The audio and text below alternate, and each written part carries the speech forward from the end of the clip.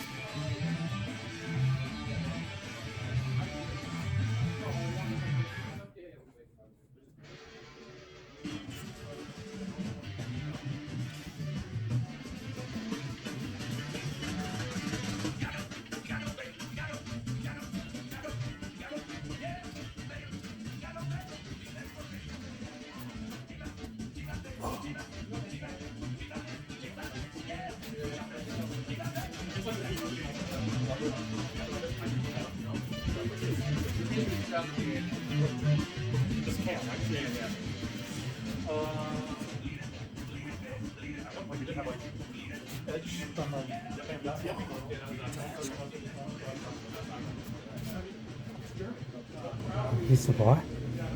This a bar? It's like a venue space. Oh, So venue we're actually- space. We're putting a rave on here on Friday.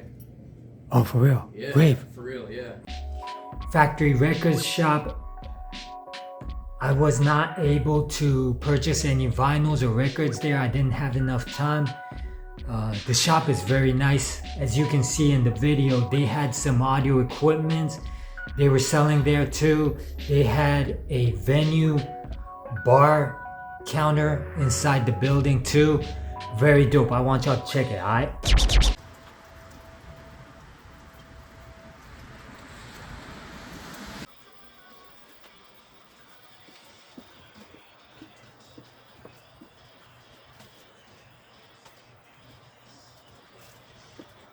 So here's some Ringo right here, some Harrison, some down here, some down there.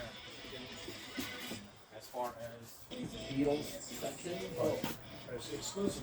yeah, I just haven't had a chance to bring a lot of their stuff over.